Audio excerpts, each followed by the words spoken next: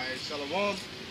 We are the Hebrew Israelites that come out here week in and week out to prophesy the downfall of your beloved America, which you know is Babylon according to the Bible.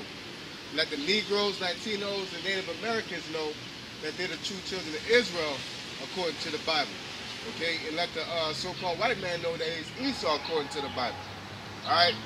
With that being said, we're going to say call halal, which means all praises to Yahweh, by Shem Yahushai, double honor to our apostles, which are also our elders, which are GMS, and blessings and salutations to you brothers and you few women out there that do the work, not do the work, but endure this truth and sincerity. Blessings to you brothers that endure the work, also the truth and sincerity. So, give me Babylon in Psalms, Rase, because when everybody know, even the generic Christian know that we're in the last days, but they really don't know the outcome. They think the world's gonna blow up 2012 style or some other stuff. There's gonna be a change in rulership, okay? But before that change, there's a mind state our people are in. There's a spirit or a vibration that's going throughout dealing with our people, and we're going to address that, okay? Psalms 137, verse 7. Remember, O Lord, the children of Edom in the day of Jerusalem. Yeah, the children of Edom are the Edomites, which is Aishah, which means wasted away, and Edom Adawam, which means red, okay? So basically, the children of Edom, go ahead. Who said, race it, even to the foundation thereof. So the reason why we always bring this out, or break this part down, race it basically means to erase them. And it points out the type of spirit that they had toward us. So can somebody get Amos 2 and, I think it's 2 and 10 for me real quick? Bible shop.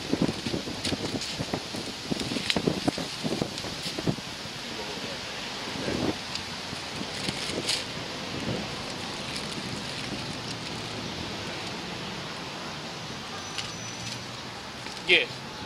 This is Amos chapter 2, verse 10. Also I brought you up from the land of Egypt and led you 40 years through the wilderness to possess the land of the Amorites. And I will raise up your sons for prophets and your young men for Nazarites. It is not even thus, O ye children of Israel, saith the Lord. But ye gave the Nazarites wine to drink, and commanded the prophets, saying, prophesy not. Is that 11? Yeah. Oh, yeah. Yeah. I was thinking it was 12 for the low. You go ahead. I'm just talking.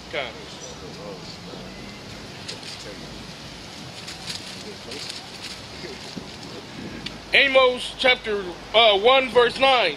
Thus saith the Lord, for 3 transgressions of Tyrus, and for 4, I will not turn away the punishment thereof, because they delivered up the whole captivity to Edom, and remember not the brotherly covenant. Yeah. But I will send a fire on the walls of Tyrus, which shall devour the palaces thereof. Thus saith the Lord, for 3 transgressions of Edom, and for 4, I will not turn away the punishment thereof, because he did pursue his brother with the sword. Yeah, Edom, which is the modern day so-called white man. The Edomites in the Bible, in today's time, they're known as Caucasians, from your Europeans, your French, your Dutch, your German, your Spanish, your conquistadors, your Americans, okay, the Pilgrims. Those people are the modern day. Those people are the modern day Edomites.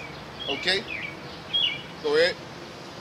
Says, I will not turn away the punishment thereof, because he did pursue his brother with the sword. Yeah, who is his brother? Okay, let's get that in Genesis the 25th chapter. Okay, it say he did pursue his brother with the sword. Okay, Edom, who is the modern day so-called white man, he pursued his brother with the sword.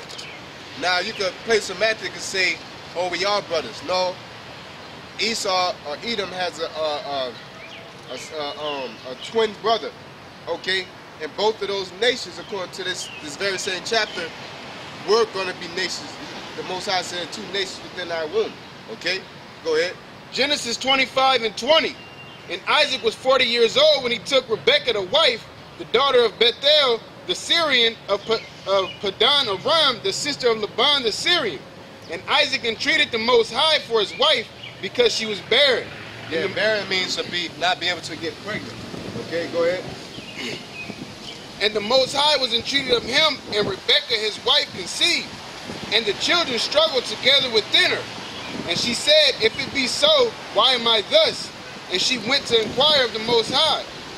And the Most High said unto her, 2 nations are in thy womb. So Rebekah had 2 nations in her womb.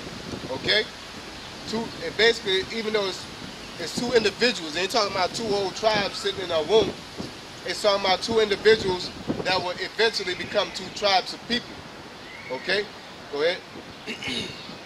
And 2 manner of people shall be separated from thy bowels. And the one people shall be stronger than the other people, and the elder shall serve the younger. Yeah, and the one people shall serve the other people. Go ahead. And when her days... Oh, you want me to read that one again? No. Okay. And when her days to be delivered were fulfilled, behold, there were twins in her womb. And the first came out red, all over like a hairy garment. It's 10 tribes. It's on the other side of the tribes. They 8 tribes at the bottom. Go ahead. And the first came out red, all over like a hairy garment. Yeah, the first came out red, all over like a hairy garment. Okay? Pursuant to Genesis, the 25th chapter, that's the birth of the so-called white man. Okay? Just as people tell you that everybody started out dark-skinned, they did. The so-called white man and the Israelites, which is the Negroes, Latinos, and Native Americans, are the 2 youngest nations on planet Earth. So when Africans or people like to go back to Africans, and Africa's the oldest thing, and then it goes back, dates back, yeah, that's true, but that don't make it right. Okay? So, let's go ahead. And they called his name Esau. So Esau came out red all over like a hairy garment. That was the birth of the so-called white man in his nation. From the French, Dutch, German, whatever you call it, that was their birth. That's their predecessor. I mean, their predecessor. Okay, that's their forefather, Esau, and it got changed to Edom. Okay. And after that came his brother out, and his hand took hold on Esau's heel. Yeah, his brother came out. Go ahead. And his name was called Jacob. And his name was Jacob. He did pursue his brother with the sword. It's probably check and see if you can see it. Yeah, flip it over. No, you don't have to hold it. It's got to be circumspect with that, you know. We're going over that. So sleep. And Isaac was 80 years. And Isaac was 80 years old when she bare them. And the boys grew. And Esau was a cunning hunter, a man of the field. Yeah, it's describing the characteristics. So we're gonna get back to this. I want you to go skip to the part when Esau lost his blessing, and he prophesied about going after Jacob. Okay, so go back into Amos, brother. Okay. Oh, you got it. Yeah, Amos, you had it right. Yeah. Amos chapter 1 verse 11. Thus saith the Lord, for 3 transgressions of Edom, and for 4, I will not turn away the punishment thereof, because he did pursue his brother with the sword, and did cast off all pity. Yeah, so Esau's brother, his twin brother is Jacob.